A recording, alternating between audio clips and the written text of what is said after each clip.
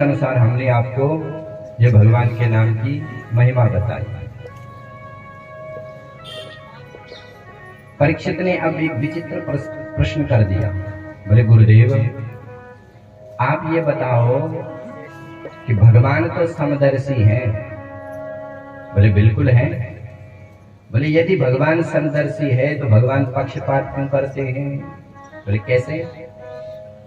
बोले हम देखते हैं कि भगवान दैत्यों को तो मारते हैं और देवताओं का साथ देते हैं।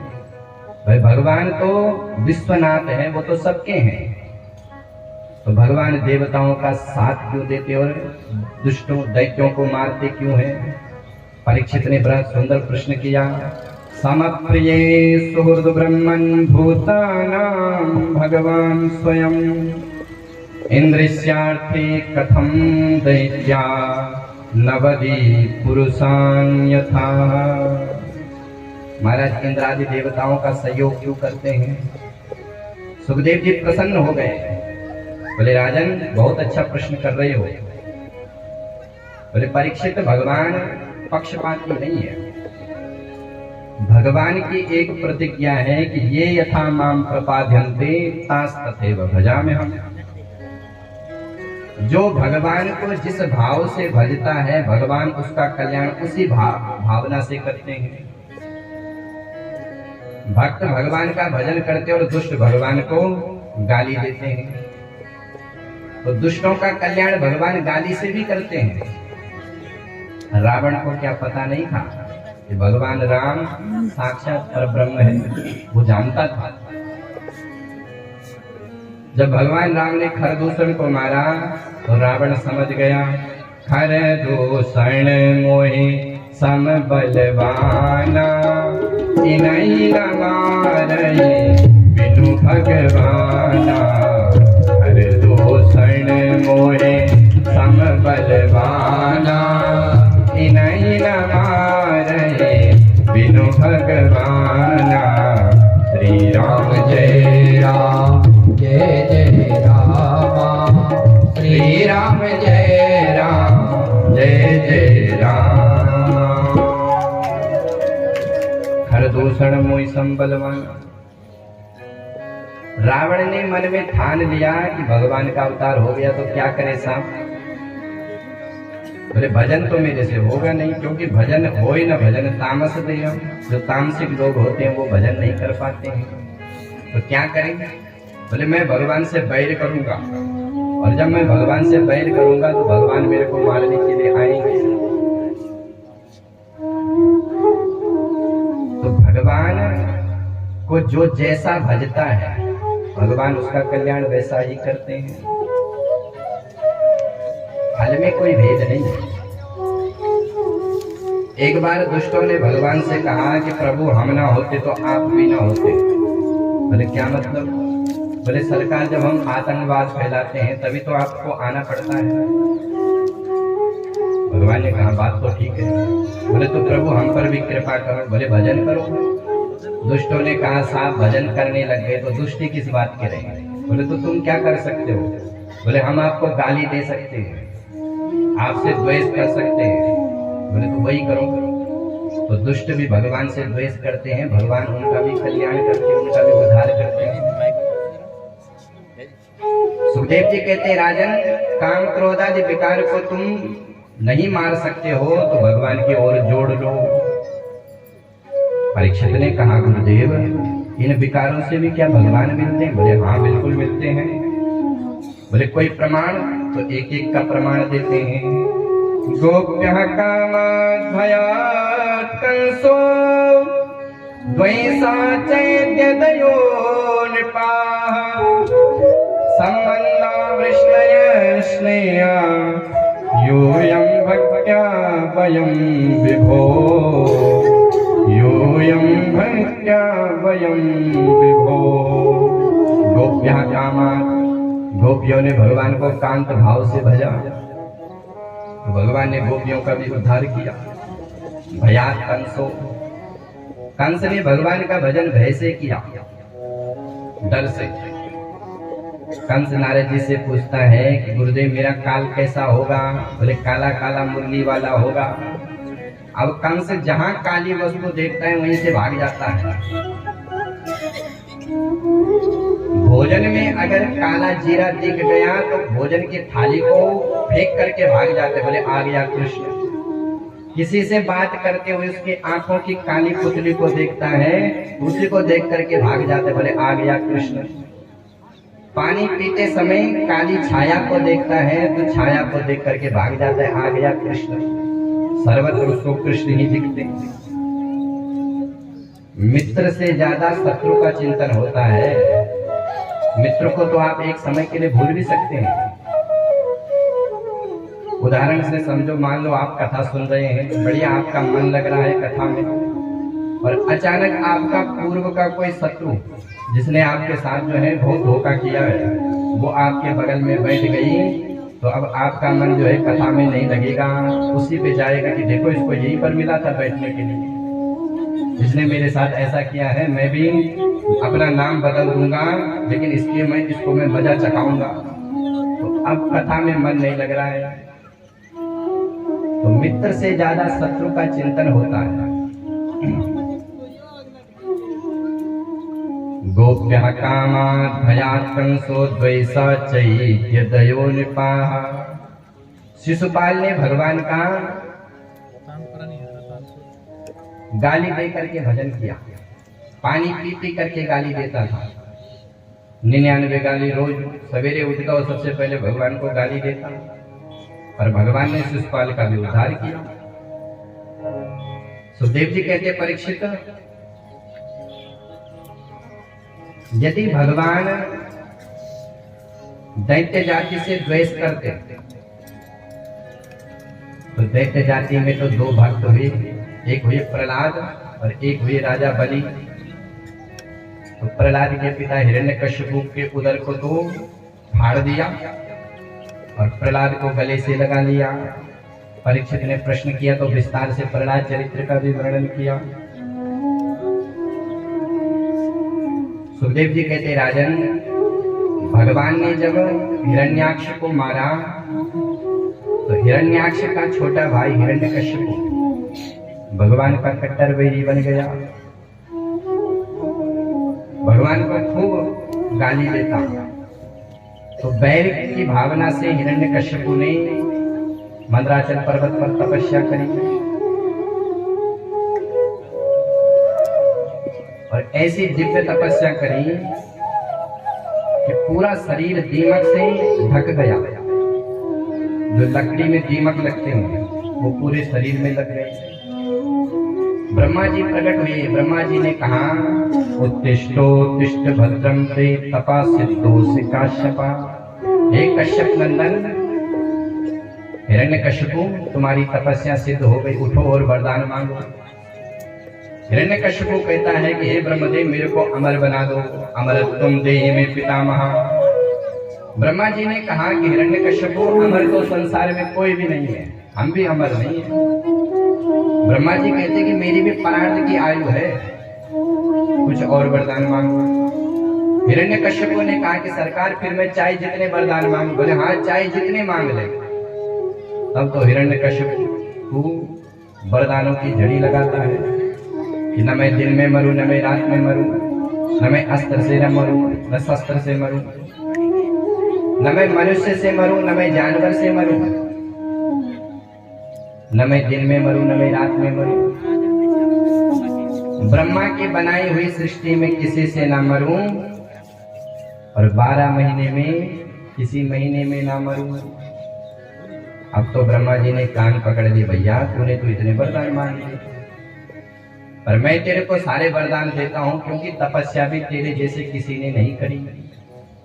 अब तो जैसे ही हिरण्यकश्यप को वरदान मिला तो महाराज उसने अपना आतंक फैलाना शुरू कर दिया। दुष्ट को जब शक्ति मिलती है तो खलस्य शक्ति परपीड़नाया। दुष्ट की शक्ति दूसरे को पीड़ा देने के लिए होती है। हिरण्यकश्यप को दिग्विजय करने के लिए चल पड़ा। इंद्र से कहता है चल झाड़ू लगा, वरुण से कहता चल पानी भर। सारे देवताओं को बंदी बना लिया, सारे देवता भगवान से प्रार्थना करेंगे प्रभु कृपा करो। भगवान ने कहा कि समय का इंतजार करो। हिरण्यकश्यप के 4 बेटा हुए, राग, अनुराग, सहलाद और प्रहलाद। प्रहलाद जी महाराज सबसे छोटे थे लेकिन सबसे गुणग्राही थे। ब्रह्मण्याशील संपन्नो विष्णु भक्ता विमत्सरा।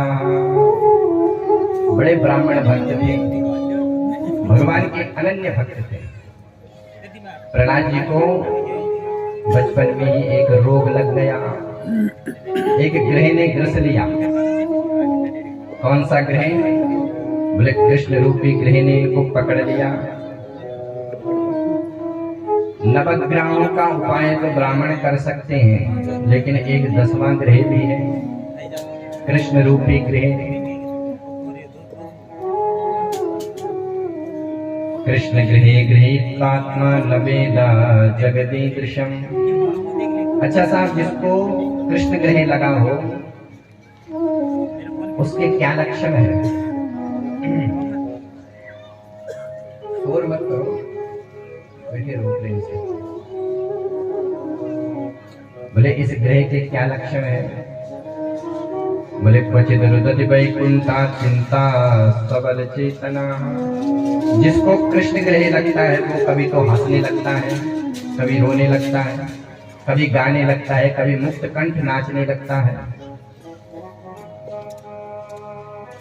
प्रहलाद जी महाराज बचपन से ही भगवान की भक्ति में खूब समाये थे। हिरण्यकश्यप ने अपने बच्चों को गुरुकुल भेजा। गुरुकुल का नाम है हिरण्यकश्यप दानव विश्वविद्यालय। इनके गुरु हुए संड और अमर। हिरण्यकश्यप ने आदेश दिया, बोले मेरे बच्चों को दैत्य नीति सिखाओ। अब तो महाराज प्रहलाद जी गुरुकुल में पढ़ने लग गए, दैत्य नीति सीखने लग गए। एक दिन हिरण्यकश्यप अपने पुत्र से मिलने के लिए गया। पुत्र ने दौड़ करके प्रणाम किया और हिरण्यकश्यप ने कहा कि बेटा, आज तक की विद्या काल में तुमने क्या सीखा, जरा थोड़ा सुनाओ। तुमने क्या पढ़ा है, कौन सा पाठ याद किया? प्रहलाद जी कहते कि पिताजी हमने एक सुंदर सा पाठ याद किया है, सुना दे। बोले हाँ बेटा सुनाओ। तो प्रहलाद जी सुनाने लग गए। तत्साधु मन्यम सुरवर्य देहिना सदा समुद्विग्न धियामसगृहा हित्वात्मपातं गृहमन्धकूपं वनं गतो यद् हरिमाश्रयेत वनं गतो यद् हरिमाश्रयेत। प्रहलाद जी कहते कि पिताजी मैंने तो जीवन का सार एक ही माना है कि ये सारा संसार असत्य है। बुद्धिमान तो वही है कि जो सारे संसार को छोड़ करके भगवान के भजन में लग जाए। यदि हरिमाश्रयेता। पिताजी ये संसार अंधकुआं है और इस अंधकुएं से बच करके वन में चला जाए, अर्थात भगवान के भजन के लिए वृंदावन चला जाए, वही सर्वश्रेष्ठ है। अब हिरण्यकश्यप ने जैसे ही सुना कि भगवान का भजन करो तो हिरण्यकश्यप को क्रोध तो बहुत आया कि देखो मेरा 5 वर्ष का बालक मेरे को भगवान के लिए पुकार, मेरे शत्रु का नाम ले रहा है। परंतु फिर मन में विचार करते हैं कि भैया ये तो बालक है, बालकों को जैसे पढ़ाओ वो वैसे ही बताते हैं।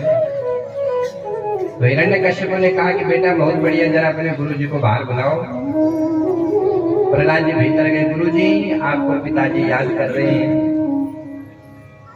जैसे संडामर्क ने सुना कि हिरण्यकश्यप आए हैं तो हड़बड़ाते हुए बाहर आए।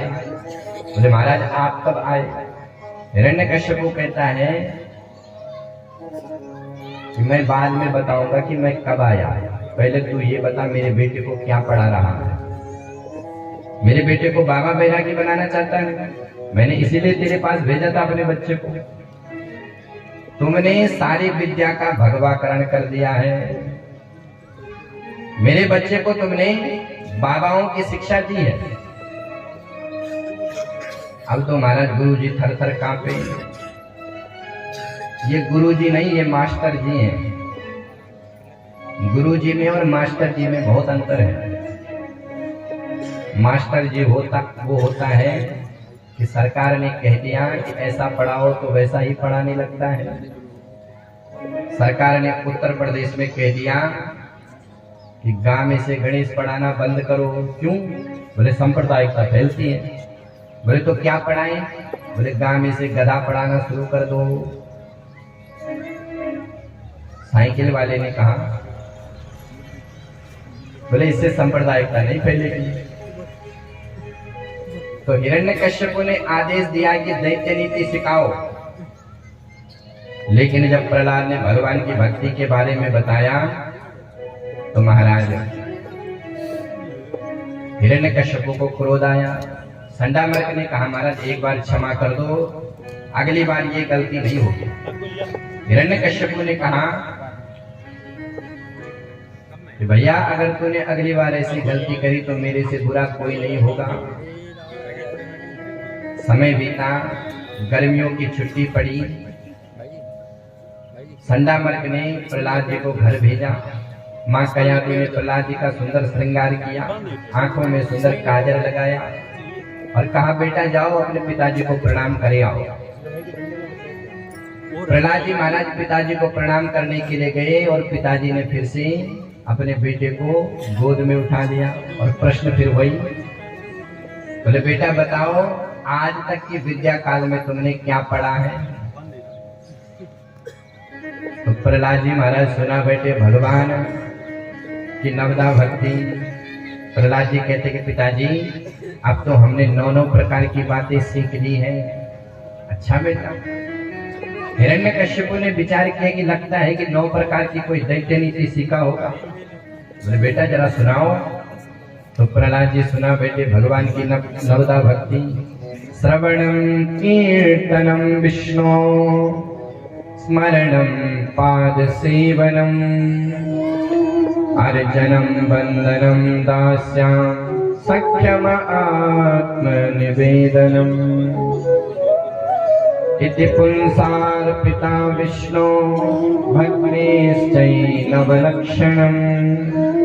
क्रियते भगवत्तद्ध्या तन्मन्ये भीतमुत्तमम्।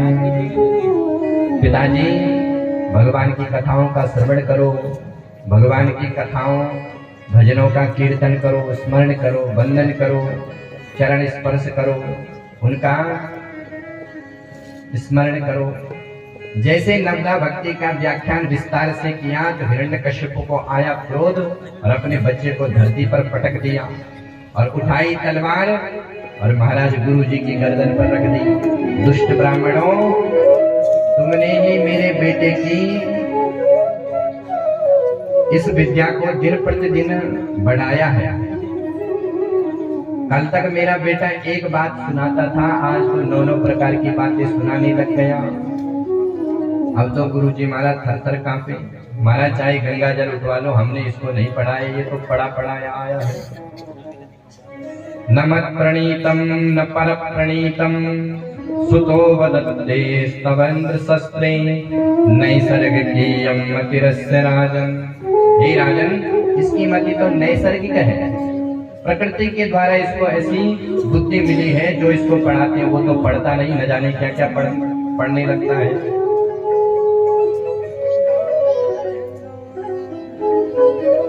संडामर्क कहते कि महाराज जरा विचार करो, कहीं ऐसा ना हो कि ये तुम्हारी मृत्यु का कारण न बन जाए।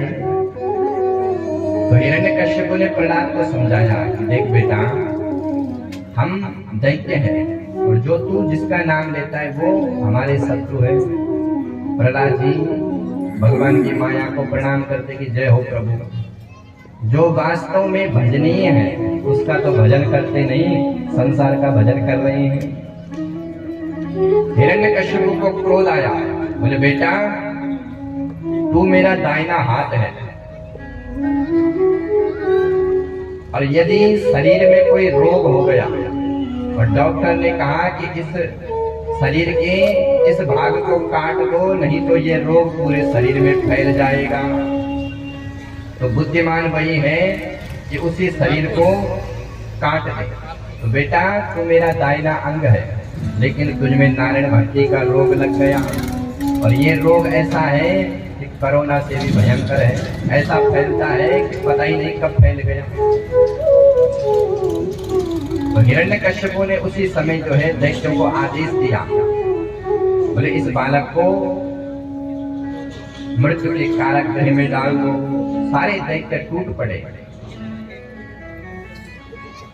महाराज प्रहलाद को जल में डुबाया, विषपान कराया, पर्वत से गिराया, सांपों के द्वारा डंक मराया। होलिका देवी ने अपने साथ प्रहलाद को जलाना चाहा, लेकिन प्रहलाद का टस से मस नहीं हुआ, क्योंकि भगवान के भक्त हैं। अब हिरण्यकश्यप डर गया। इतने में गुरुजी फिर आए, बोले महाराज एक मौका और दे दो। बोले ठीक है ले जाओ। गुरुजी ने समझाया कि बेटा तू ऐसा क्यों करता है।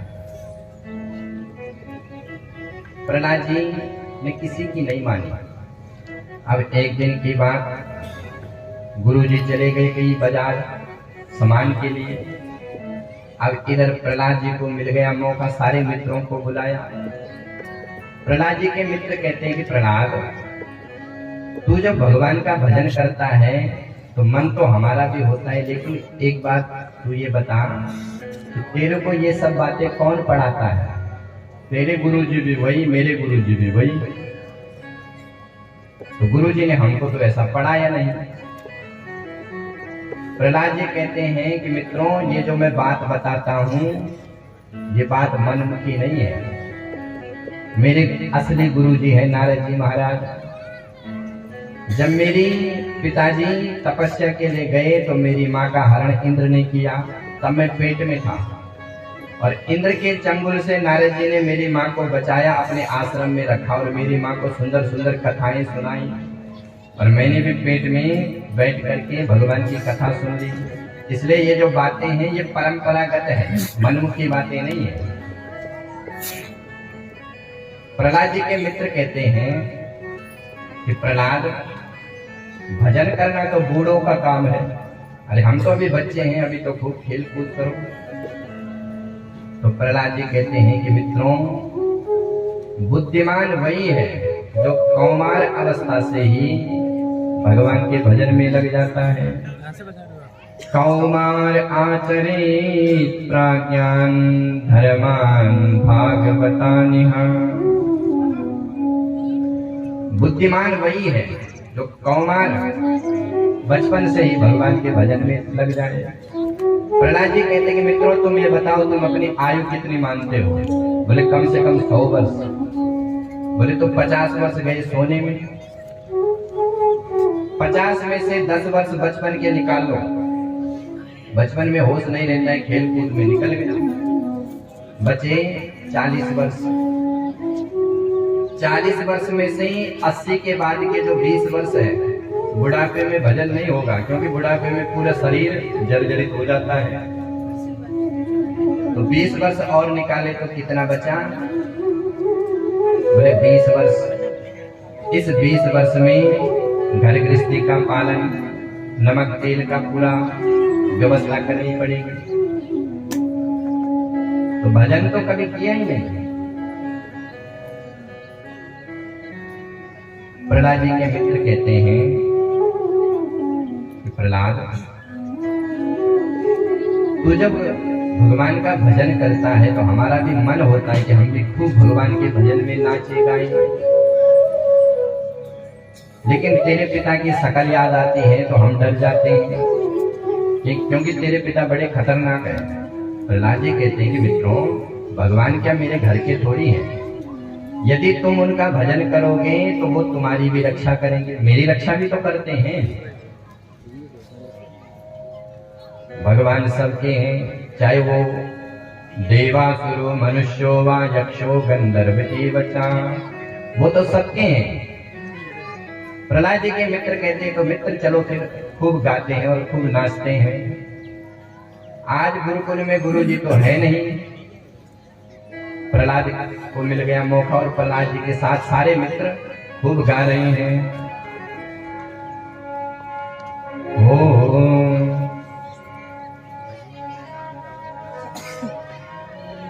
भजन श्याम सुंदर का जो करते रहोगे, भजन श्याम सुंदर का जो करते रहोगे, तो संसार सागर में उतरते रहोगे, तो संसार सागर से उतरते रहोगे। भजन श्याम सुंदर का जो करते रहोगे, भजन श्याम सुंदर का जो करते रहोगे, भजन श्याम सुंदर का जो करते रहोगे, भजन श्याम सुंदर का जो करते रहोगे।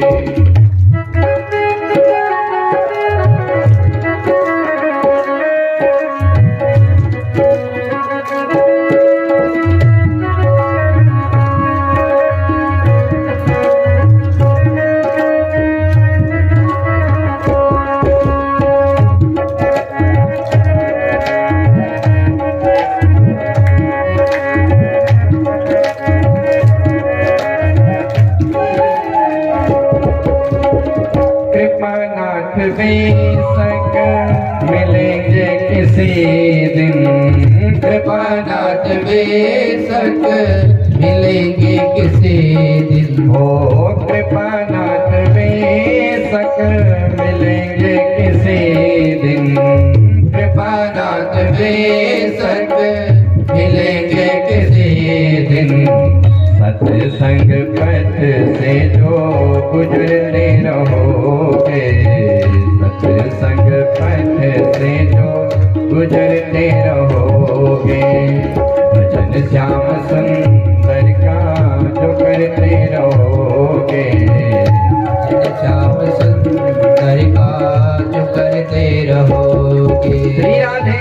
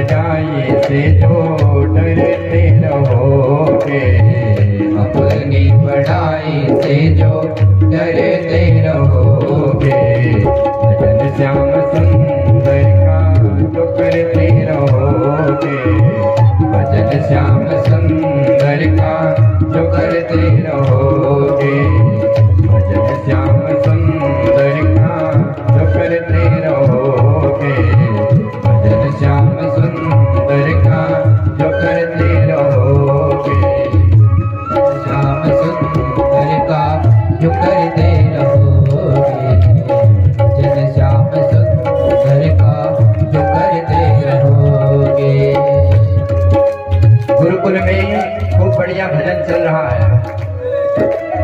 गुरुजी आ गए और जैसे गुरुजी ने गुरुकुल का माहौल देखा तो दौड़े दौड़े हिरण्यकश्यपु के पास गए।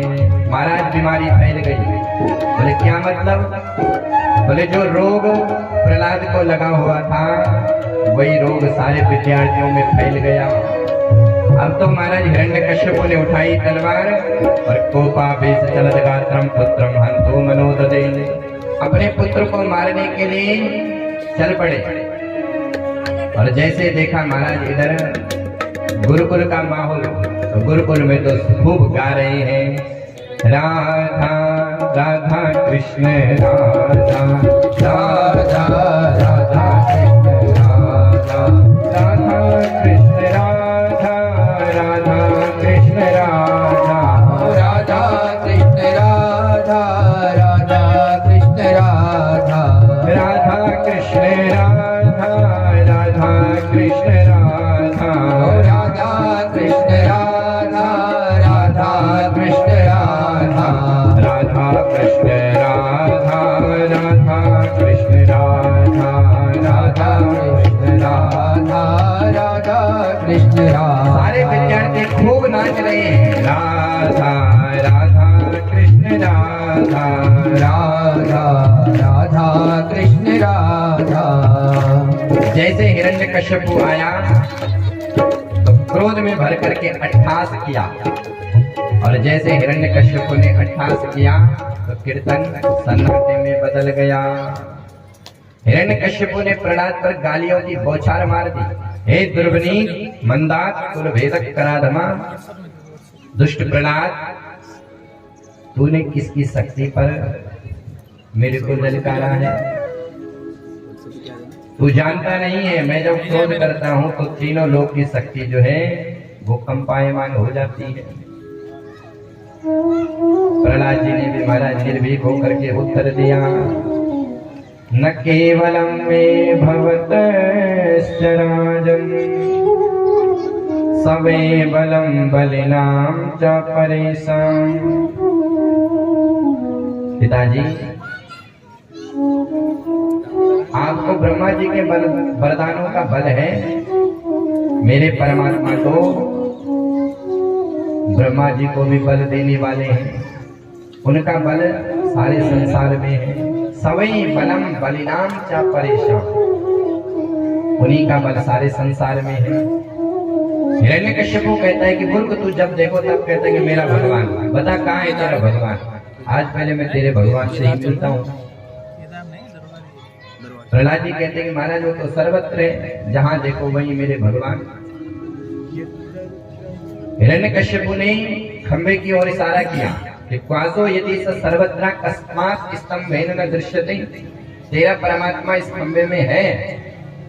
प्रहलाद जी ने हामी भर ली, बोले इस खंबे में भी है। और भगवान कहाँ? बोले जहां भक्त की आंख वही भगवान। हिरण्यकश्यपु कहता है इस खंबे में है। बोले हाँ महाराज मेरे को तो दिख रहे हैं। बोले तो मेरे को क्यों नहीं दिख रहे? बोले तुम्हारा चश्मा खराब है, तुम भक्ति का चश्मा लगाओ, तुमको वहां भी भगवान दिखाई देने लगेंगे। हिरण्यकश्यपु ने मन में विचार किया कि चलो पहले इसके भगवान से ही मिलते हैं। उठाई खड्ग और खंबे को तोड़ने के लिए चल पड़े। इधर प्रहलाद मनी मन में भगवान का स्मरण कर रहे हैं, प्रभु यदि मेरी भक्ति दृढ़ है और वेदों के प्रमाण सत्य है तो आज वेद प्रमाण और मेरी भक्ति को प्रमाणित करने के लिए इस स्तंभ से प्रकट हो जाओ। भक्ति से पुरुषोत्तमे यदि दृढ़ा वेद प्रमाणम यदि वेद के प्रमाण सत्य है। वेद के क्या प्रमाण है? बोले ईशावास्यमिदं सर्वम हरि व्यापक सर्वत्र समान सर्वं खलु इदं ब्रह्मा। यदि ये महावाक्य सत्य है तो इन महावाक्यों को चरितार्थ करने के लिए प्रभु आज आपको खंबे से प्रकट होना पड़ेगा। और जैसे हिरण्यकश्यपु ने खड्ग प्रहार खंबे पर किया तो खंबा फट गया और वहां से भगवान नरसिंह रूप में प्रकट हो गए। गगड़ गड़गड़ानो खंब फाटो चरचरानो नक्शो नरनाहर को रूप अति भयानक है। बड़ा भयंकर विकराल रूप, बड़ी बड़ी नख, भगवान के कटकटाते दांत। हिरण्यकश्यपु ने जैसे भगवान को देखा तो हिरण्यकश्यपु डर गया। बोले इसका भगवान तो बड़ा विचित्र है। हिरण्यकश्यपु जब तक अपनी ढाल तलवार को संभालता तब तक भगवान ने हिरण्यकश्यपु को जकड़ लिया।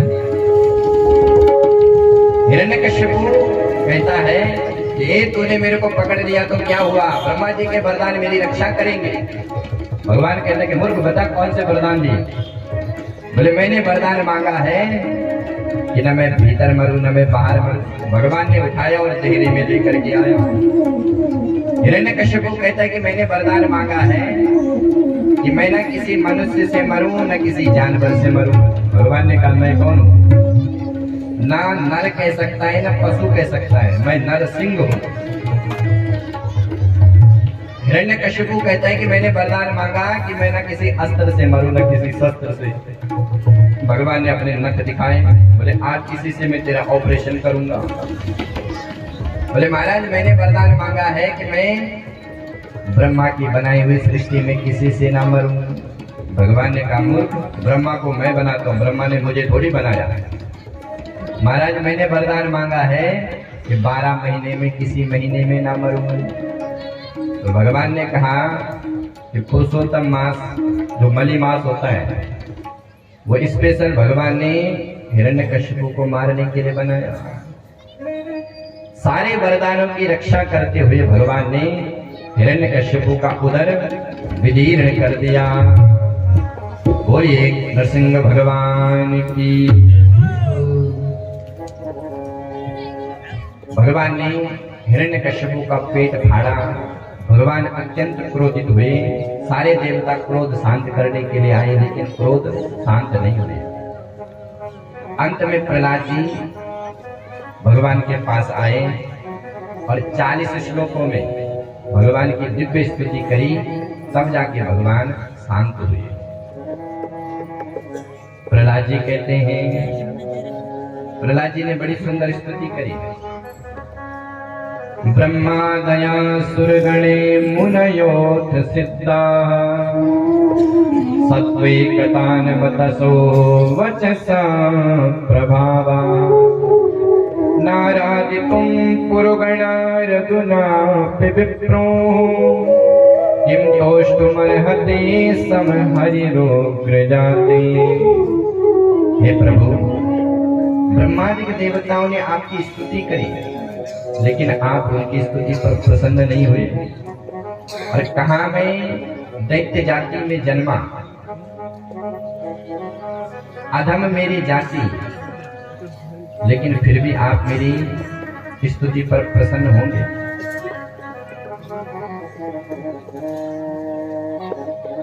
भगवान कहते हैं कि प्रहलाद तेरे को मेरे स्वरूप को देख करके डर नहीं लग रहा है? ये मेरी कटकटाती हुई दांत, सूर्य के समान दिव्य तेज नेत्र, लंबी लंबी जुहा, लंबे लंबे नख, तेरे को डर नहीं लग रहा है? प्रहलाद जी कहते हैं कि महाराज ना हम विवेक में जित, मुझे भय नहीं लग रहा है। प्रभु, जंगल में जब सिंह दहाड़ मारता है तो जंगल के जितने भी पशु है सब पलायन कर जाते हैं, लेकिन सिंह का जो बच्चा होता है वो उसके सिर पर और बैठ जाता है, वो नहीं डरता है। उसी प्रकार से प्रभु मैं आपका बालक हूँ और मैं जानता हूँ कि आपने जो ये स्वरूप धारण किया है वो मेरे लिए किया है, इसलिए मुझे डर नहीं लग रहा है। प्रभु मुझे डर लगता है तो आपकी माया से, क्योंकि ये जो आपकी माया है ये व्यक्ति को संसार में नष्ट कर देती है। प्रहलाद जी को भगवान ने वरदान दिया और कहा कि बेटा तू 1 मनवंतर तक राज्य कर और फिर सुतल लोक में राज कर। प्रहलाद जी कहते हैं कि प्रभु मेरे पिता की अधोगति नहीं होनी चाहिए, इनको जो है वैकुंठ का वास होना चाहिए। तो भगवान कहते हैं कि प्रहलाद, जिस घर में तेरे जैसे भक्त हो, जिस घर में भागवत हो, उस घर की 1-2 नहीं बल्कि 21 पीढ़ियों का उद्धार हो जाता है। त्रिसप्ता विपिता पूता पितृभि सह तीन घा, यद साधो गृहे जाता भवान वे कुल पावनम। जिस घर में श्रीमद् भागवत की कथा होती है, कोई उच्च कोटि का भक्त होता है, तो उस घर के 21 पीढ़ियों का उद्धार होता है। 7 पीढ़ी जो चली गई, 7 पीढ़ी जो आने वाली और 7 पीढ़ी नानी के घर की। त्रिसप्ता विपिता पूता पितृभि साते लगा, यद साधो गृहे जाता भवान वे कुल पावन। वो कुल पावन हो जाता है। हिरण्यकश्यप का भी उद्धार हुआ। सुखदेव जी कहते परीक्षित, 8वें स्कंद में मनवंतरों का निरूपण है। हर मनवंत्र में भगवान के अवतार होते हैं। एक मनवंत्र में भगवान ने गृह से गज का उद्धार किया, हाथी का।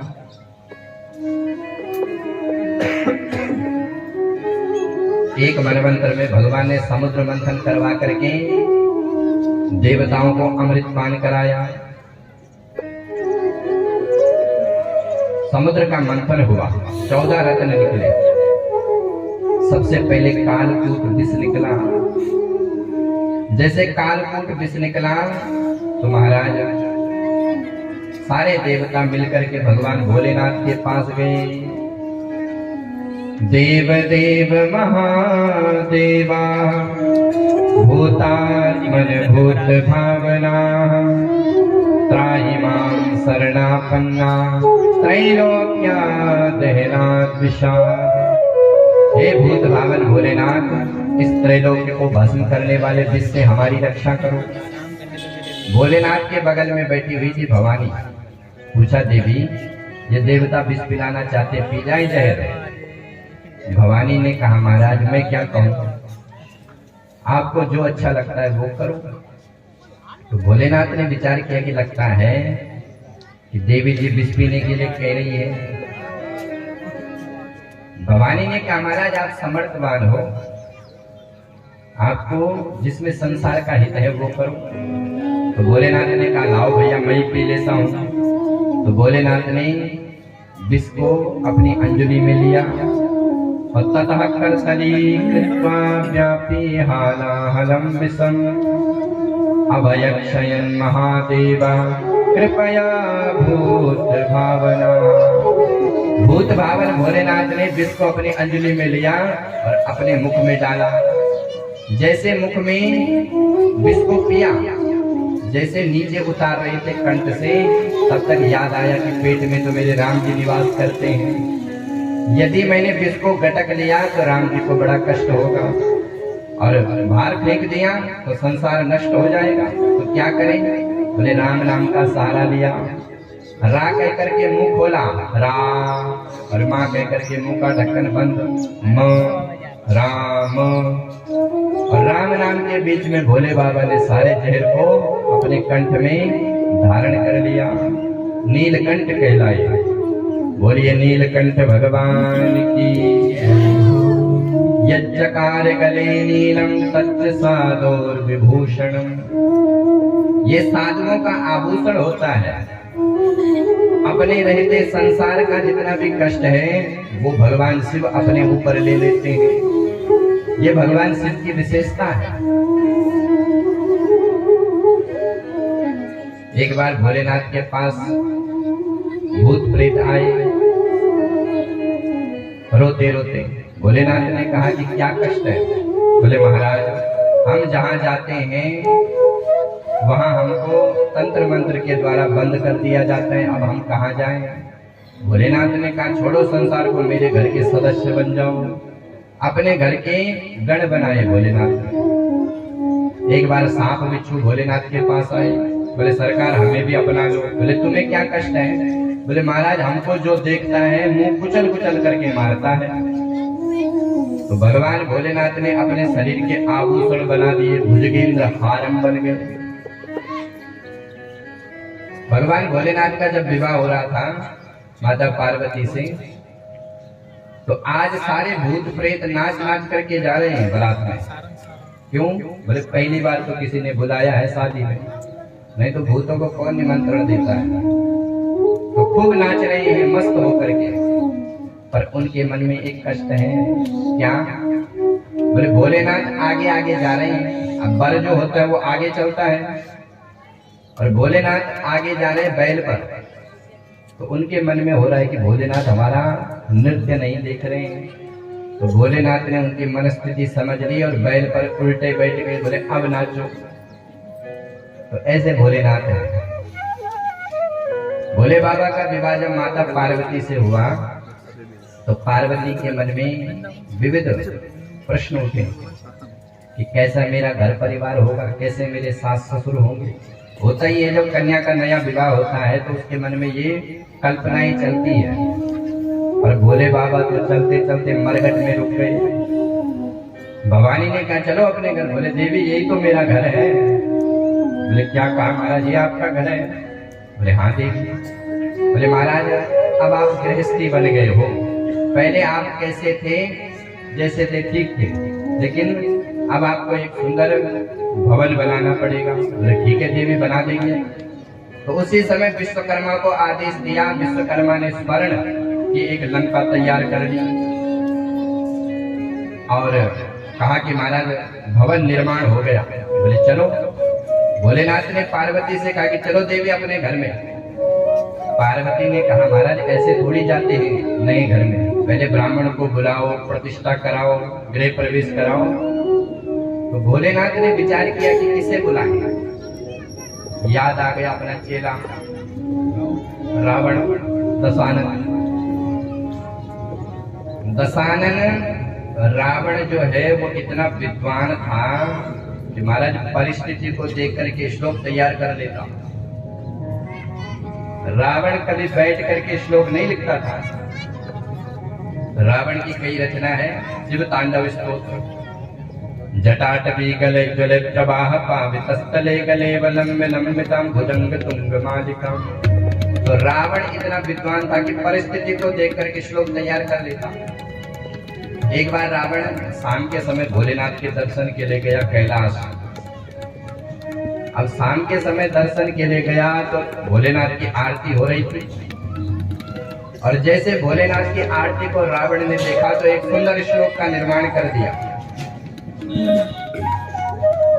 भोलेनाथ को देखा तो रावण ने श्लोक बनाया, यस्याग्रे त्राट त्राट तत्तुटुममलं टम टटम टम टटम टम डम सम टुडम सम टुहि टुहि चकितं भूपकं भुवनालम तैलं तैलं तु तैलं कुकुकुकु फन फन फन फन फन ध्यायान्ते विप्रगान्ते वसति च सकलं पातु नो चंद्रचूड़ा। यस्याग्रे द्राट द्राट, भोलेनाथ के आगे कोई डमरू बजा रहा है, कोई ढोलक बजा रहा है, कोई चिमटा बजा रहा है, बंदर खुम खुम कर रहे हैं। डम डडम डम डडम सम दुहि दुहि चकितम भूपकम भुवनालम। तो रावण जो है वो बड़ा विद्वान था, तो रावण को बुलाया गृह प्रवेश के लिए। बोले आ जाओ। रावण ने महाराज खूब चारों वेदों के ऐसे स्वस्ति वाचन किए कि भोलेनाथ गदगद हो गए। अंत में भोलेनाथ ने कहा कि पंडित जी आपकी दक्षिणा। बोले महाराज करो संकल्प। जैसे संकल्प किया तो संकल्प में पूरी लंका मांग ली। भोलेनाथ ने कहा कि लो चेला चाबी पकड़ो, चलो देवी अपने पुराने घर। तो ऐसे भोलेनाथ जो जिनके चेला स्वर्ण की लंका में वास करते और स्वयं कैलाश में वास करते हैं। भोलेनाथ ने जिस पान किया, पुनः मंथन हुआ तो अब की बार हविर्धानी ततो भवत काम धेनु गाय प्रकट हुई। गौ माता को संतों को प्रदान किया, क्योंकि गौ माता होगी तभी हमारा सनातन धर्म बचेगा। क्योंकि सनातन धर्म के जो मूल है वो गौ, ब्राह्मण, संत और देवता है। रावण ने जब भी सनातन धर्म को नष्ट करना चाहा तो इन्हीं चारों पर घात किया, और इन्हीं चारों की रक्षा के लिए भगवान आए। विप्रधीन सुर संत हित लीन मनुज अवतार। तो गौ माता जब स्वस्थ रहे तभी जाके हमारा जो सनातन धर्म है वो बचेगा। हमारे उत्तराखंड के जो गोपाल मणि जी हैं, गौ भक्त, हम वैसे हिमाचल से आए हैं लेकिन हमारा जो जन्म है वो उत्तराखंड से है, केदार घाटी से। तो गोपाल मणि जी ने गौ माता को राष्ट्र माता बनाने के लिए पिछले महीने नवंबर में गोपाष्टमी आई 20 नवंबर को, तो उन्होंने आंदोलन किया दिल्ली में। शंकराचार्य जी महाराज आए हुए थे। तो गौ माता राष्ट्र माता होनी चाहिए, क्योंकि गौ माता को भारत के लोगों ने पशु का दर्जा दिया है, इसीलिए तो वो कटती है। गौ माता राष्ट्र माता होनी चाहिए। और गौ माता से ही सनातन धर्म बचा हुआ है, क्योंकि जब भी ब्राह्मण देवता पूजा करता है प्रातः काल, तो सबसे पहले यजमान को पंचगव्य पान कराया जाता है।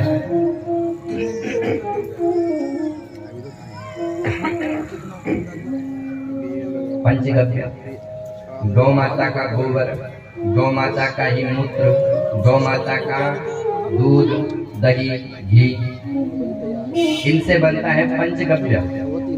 और पंचगव्य पान करने का मंत्र है। यदि यजमान ने पंचगव्य पान नहीं किया तो चाहे जितना मर्जी पूजा करने फल मिलने वाला नहीं है, क्योंकि शास्त्र कहता है कि सबसे पहले पंचगव्य पान करो। यस्त्वगस्ति गतं पापं देहे तिष्ठति मामकेः प्राश्नात् पंचगव्यस्य दहत्यग्निर्निबन्धनम्। ये पंचगव्य पान करने का मंत्र है। गौ माता के घी से हवन करोगे तो सार्थक होगा।